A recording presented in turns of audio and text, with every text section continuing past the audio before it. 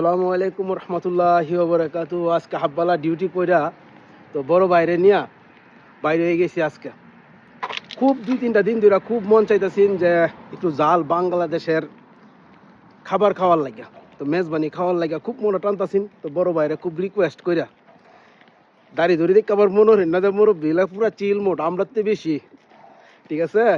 তো বড় বাইরে নিয়ে রওনা দিছি, যাবো আজকে চট্টগ্রামে মেজবান খাওয়ার জন্য। তো কোন জায়গায় যাইতেছি সেটা আপনাদের সাথে শেয়ার করব।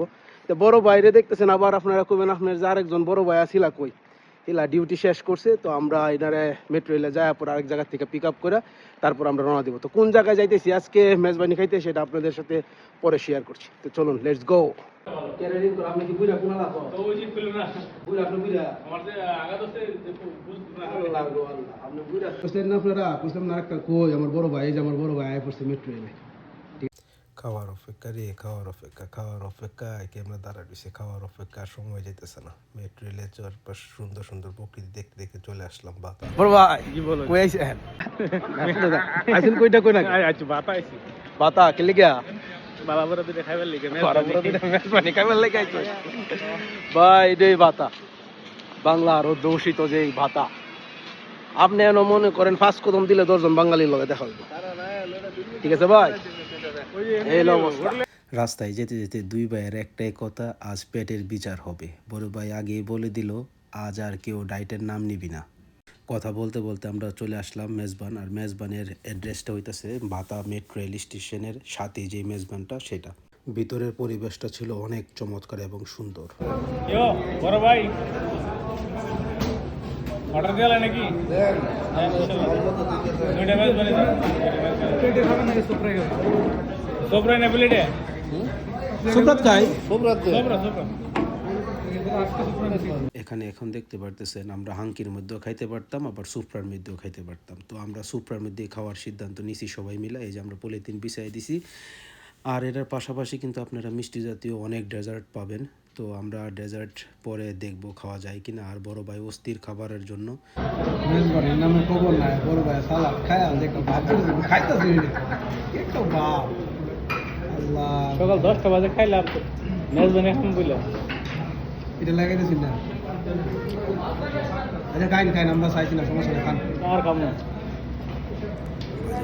মেজবান নিয়ে চলে আসছে।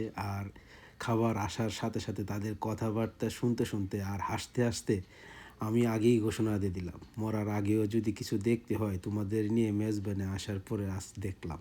বাইরে ভাই কি আড্ডা, কি গল্প। আজকে এক একজন এক এক ধরনের কথা বলা নিয়ে আমরা আড্ডা দিতেছি। খাওয়া শুরু হওয়ার পর পুরো পরিবেশটি বদলে গেল। তরকারি, তারপর হইতেছে সালাদ, সব কিছু নিয়ে কোনটা আগে খাইবো এরকম নিয়ে একটা হট্টগোল শুরু হয়ে গেল। গরম দেওয়া ওটা গরুর মাংস, ঝাল ঝাল ঝোল আর ভাত সব মিলিয়ে একেবারেই প্রাণ জুড়ানো। দুই ভাই এমনভাবে খাইতে লাগলো মনে হচ্ছিল অনেক দিন ধরে ক্ষুধার্ত আজ মিটবে। মেজবান শুধু খাওয়াই নয়, এটা ভাইদের সাথে থাকা একটা আনন্দ। এলো মামুন ভাই কালো হাইতে খাওয়া দাওয়া বন্ধ, আইসে খাই তো মেজবানি খাওয়ার পরে দেখ মুয়ের অবস্থাটা ঘামে। আল্লাহু আকবার, কি অবস্থা দেখেন, ঘামটা দেখেন এই যে পড়তেছে, ঘামে যায় মেজবানি।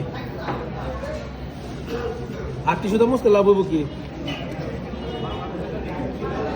ভিডিওতে যদি একটু কম দেওয়া যায় এটা দিয়ে সেই সব আমরা গাম চুষছে না কি বেটার লাগান গাম চুটা আলাই জায়গায় মেজবান গো খাইতে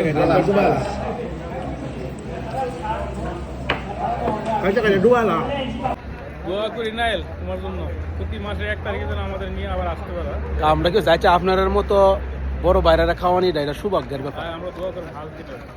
তো মেজবান খাওয়া শেষ বাধা থেকে, এখন হচ্ছে বাড়ি যাওয়ার পালা।